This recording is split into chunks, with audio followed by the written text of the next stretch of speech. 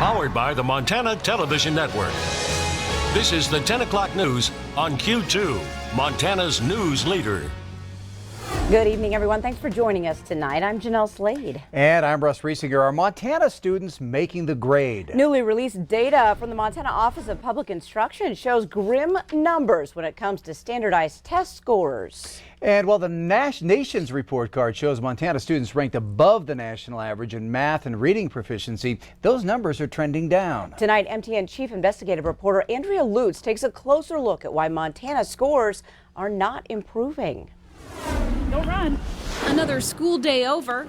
The Duncan sisters greeting their mom after school for pickup at Manhattan Elementary. Grace is a really emotional child. And Sheila Duncan says both her girls learn at their own pace. Oh, two very different learning styles. Josie is probably more book learning, and Grace is just one of those kids that when she gets a spelling list, we're going to have to work at it every night. But Grace is also the child that taught herself to ride her bike before her older sister. So when it comes to standardized testing, Sheila says test scores don't reflect her child's ability. I would get the tests back and I would be like, I don't understand. Why aren't they getting these good grades? School districts all across the state of Montana use a variety of different standardized testing. However, one method, the Smarter Balanced Assessment, is mandated in every single school district. On the surface, the results appear grim. In grades 3 through 5, proficiency rates were just 49.8% in English and language arts,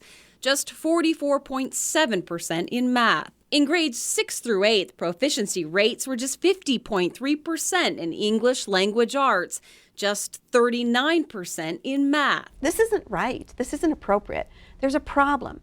We're not going to shuffle this one under the bed. We're going to make sure that we put a bright light on it. We have to shout this thing out. Montana started using the Smarter Balanced Assessment just 5 years ago. We get the lowest allocation at the state level. Standardized testing is federally mandated, and since the test scores give little indication on how students are adapting. A state-by-state comparison on test scores from 11 Smarter Balanced states show Montana with a slight to no gain. And the author of the study even giving Montana an F when it comes to student growth in test scores from year to year. Are parents liking this? Well, you know, I'm sure they're not. I know I'm a parent. I'm a grandparent. I'm not liking it either. But I think the message is there's something wrong. There's a problem. So let's come together and figure it out. Superintendent Elsie Arnson already knows how the numbers look on paper, but says now there's enough data to implement a plan for improvement under the Every Student Succeeds Act. What we have been doing under my leadership is seeing what is happening between grades, and especially that transition from elementary to middle school. We seem to be having a learning curve from 3rd, 4th, and 5th, but then it levels off and then there's a decline. This new test score data is proof Montana students have room for improvement. If you were going to give a letter grade, as a teacher would do, to these proficiency scores, what would it be? That'd be a C or better. And you know, that's not me. I'm an A+ girl. I am, you know, everybody wants to do better. That's the one important thing that I think we, as parents and as community, and even at the state, we can say, let's talk about growth.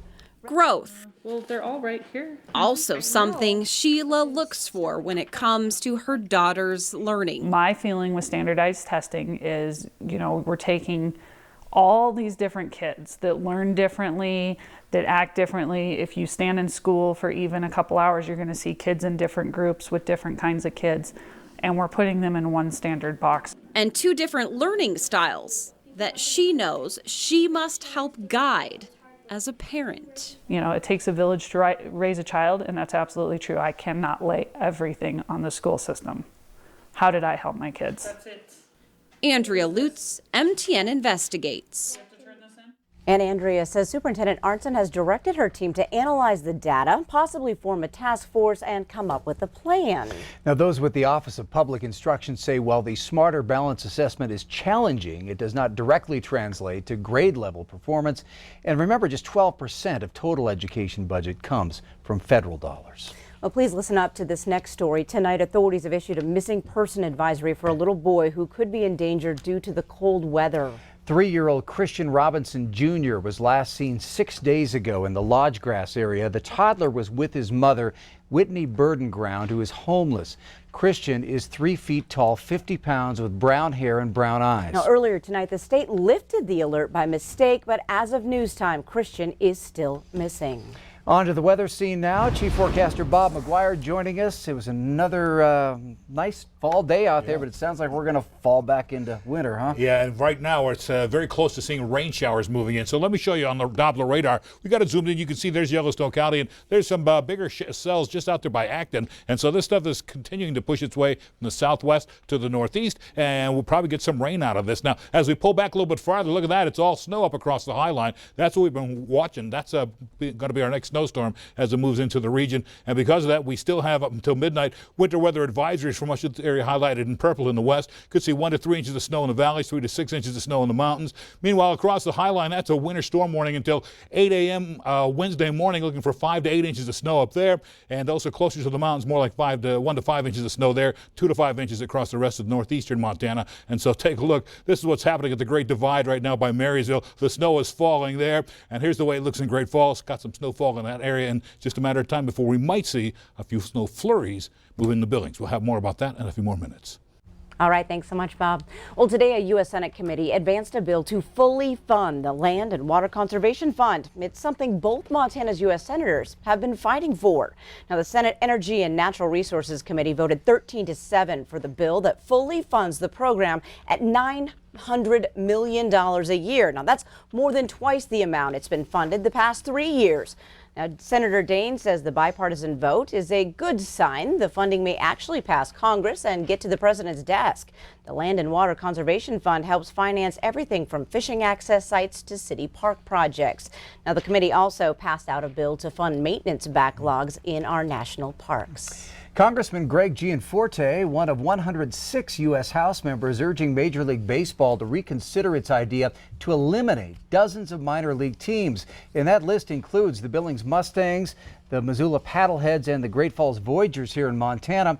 Members of Congress called the plan radical and emphasized the harm that it would do to communities. A letter written to the MLB commissioner, Rob Manfred, went on to say a number of these minor league clubs operate at a loss but continue to persist due to a strong fan support and club ownership's commitment to their communities and America's pastime. Now, this proposal comes as the operating agreement between Major League Baseball and its minor league teams is set to expire at the end of the 2020 season. Well, 3 of the 4 people testifying on Capitol Hill today had firsthand knowledge of President Trump's phone call with Ukraine's leader. This despite the president's claim that witnesses in the impeachment hearings are spreading third-hand information. It was the longest day of testimony so far, and the day's exchanges got a little tense at times. CBS's Nicole Killian has more from Capitol Hill. Welcome to Impeach-a-Palooza 2019. Lengthy and sometimes tense testimony in Tuesday's impeachment hearings took the public inside the White House for the first time, with witnesses who listened in on President Trump's phone call with Ukrainian President Volodymyr Zelensky. I found the July 25th phone call unusual. Vice Presidential Aide Jennifer Williams and the White House's own Ukraine expert, Lieutenant Colonel Alexander Vindman, both told the panel the call raised concerns. Without hesitation, I knew that I had to report this to the White House counsel. Vindman testified it was improper for President Trump to demand Ukraine investigate a U.S. citizen and political opponent Joe Biden. Republicans tried to discredit the decorated war veteran, and he pushed back. Mr. Vindman, you testified in your deposition that you did not know the whistleblower. Ranking member, it's Lieutenant Colonel Vindman, please. President Trump weighed in from the White House. I understand now he wears his uniform when he goes in. No, I don't know Vindman at all. Tuesday's testimony also called into question the White House's explanation that the reason President Trump withheld millions of dollars in aid to Ukraine was because he was worried about corruption, not because he was trying to bribe Ukraine into investigating his political rival.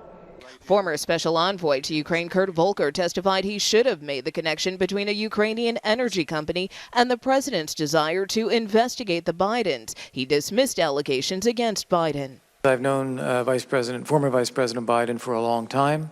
I know how he respects his duties of higher office, and it's just not credible to me. Tim Morrison, who used to work for the National Security Council, was the second witness Republicans requested Tuesday. He testified he heard nothing illegal on the call, but was concerned about the political fallout if it leaked. Nicole Killian, CBS News, Capitol Hill. Ambassador to the EU, Gordon Sondland, is set to publicly testify tomorrow. Well, one Billings native and former senior high Bronc launched into a new job with NASA today. Mike Gold was appointed to serve as a senior advisor for NASA. Gold has a history working with the Montana Department of Commerce, where he established a state program to pursue aerospace-related economic development. In his new role, Gold will be advising the space agency's top leadership and oversee NASA's offices of international and interagency affairs. Senator Steve Daines swore Gold into his new position at a ceremony at Daines' D.C. office. Here, the Montana senator describes specific direction given Gold as he starts the new job. Specifically, you will look at options and opportunities to bolster commercialization in low Earth orbit and expand the space economy to the moon and eventually onto Mars with private industry, international partnerships, and a direct flight from DCA to Bosa, Montana. That wasn't in the script, was it? Or anyway. Now it is. Well, some of Gold's family still lives in Billings and made the trip out to see him sworn in, including his mother, who runs a science education program on behalf of NASA right here in Billings. Well, Red Ants Pants, based out of White Sulphur Springs, will hit the road this holiday season and will support other small businesses in that process. Now, the first stop for the popular women's workwear is the base camp in Helena from November 29th through December 1st. It adds a whole nother avenue of foot traffic that obviously we don't have in really remote rural Montana. So we're collaborating with Scott in the sense that it'll be a win-win. So hopefully we can bring some of our customers to shop at the base camp and some of his customers will shop at the Red Ants Pants pop-up. Well, according to the U.S. Small Business Administration, 99% of Montana businesses are considered small businesses, and they employ around 65% of Montana employees. An American Express study shows around 2/3 of each dollar spent at a small business stays in the community, compared to 48 cents on the dollar for a chain retailer. And not only do small businesses employ a lot of staff, then that staff is spending in part of the community as the small business itself. And Sarah Calhoun with Red Ants Pants tells MTN she has had the opportunity to use a large digital retailer but chose to support small business instead. Well, coming up on tonight's 10 o'clock news, South Dakota's latest ad campaign is drawing a lot of attention, but not for the right reasons. Find out why everyone thinks they're all on meth. And in sports tonight, 4 days after he hit it, fans are still talking about this Bobcats buzzer beater. Scott tells us why. You're watching MTN News with Jeanelle Slade and Russ Riesinger. Storm Tracker weather with Bob McGuire. And sports with Scott Breen. This is the 10 o'clock news on Q2, Montana's news leader.